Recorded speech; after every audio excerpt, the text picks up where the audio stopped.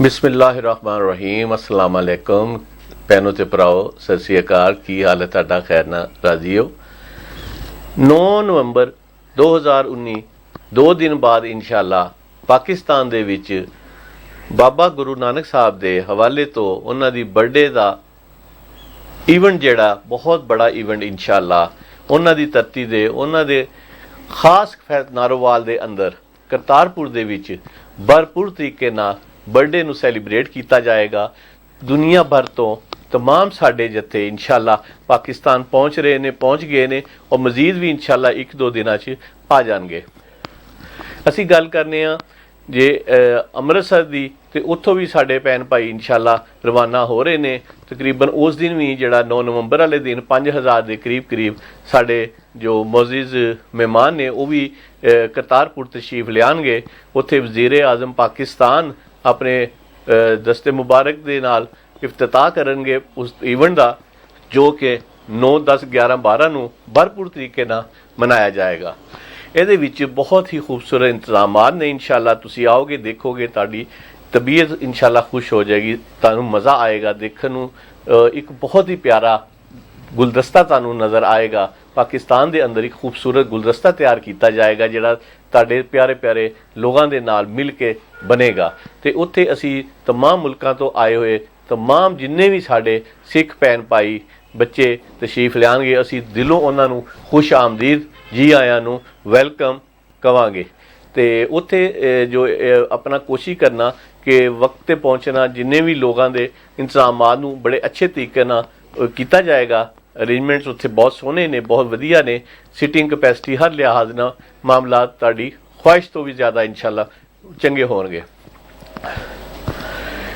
पाकिस्तान दे अंदर एक काविश जिहड़ी है वज़ीर आज़म पाकिस्तान ते कमर जवेद बाजवा साहब चीफ ऑफ आर्मी स्टाफ की अनथक मेहनत के बाद अपने मंतकी अंजाम की तरफ गई है। 22 अरब रुपया ये खर्च होया इस प्रोजेक्ट से। ये कुछ भी नहीं है पैसा, एक समझो कि बड़ा अदना जिहा अमाउंट का हिस्सा है, लेकिन जिहड़ा काम होया है साडे पाकिस्तान के अंदर अकलीयतां नूं एक अहमियत हासिल हुई है। चूँकि पहले भी सी हम साडे पाकिस्तान के झंडे विच सफ़ेद रंग वो तुहाडी मुहब्बतां प्यार दा खलूस दा जज्बात दा उन्हां नूं वैलकम करन दा एक निशान है। उहदे विच दस्सिया गया वे कि इस मुल्क के अंदर पाकिस्तान के अंदर अकलीयत की हैसियत भी अक्सरीयत के बराबर है। मेजोरिटी और मिनोरिटी एक पेज ते ने, एक बराबर ने, उन्हां दे हकूक भी एक ने।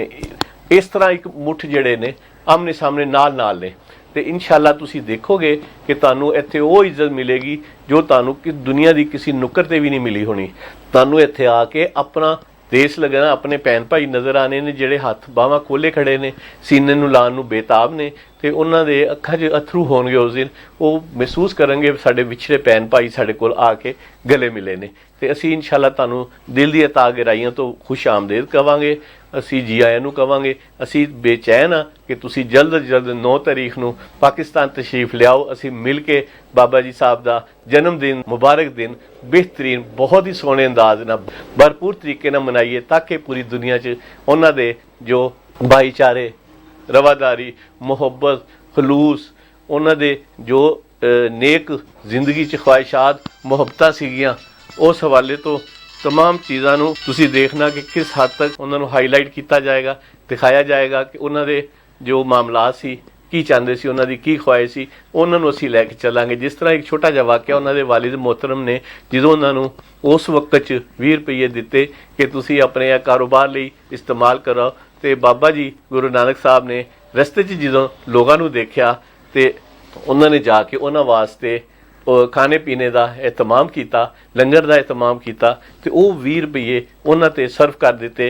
तो आके वाली साहब को जो बैठे तो उन्होंने तशरीफ लियाए तो पूछा, हाँ भी तुसी कारोबार किया? उन्होंने कहा जी मैं तो बड़ा वधिया तो बड़ा सोहना कारोबार किया, मैं तो वो 20 रुपये जिहड़े ने तो फलाई काम चलाते ने, तो वह रिटर्न तो रब ने देना, लेकिन मैं यह काम किया। तो उन्होंने खैर क्या चलो ठीक है, तुसी वधिया कीता जो भी कीता।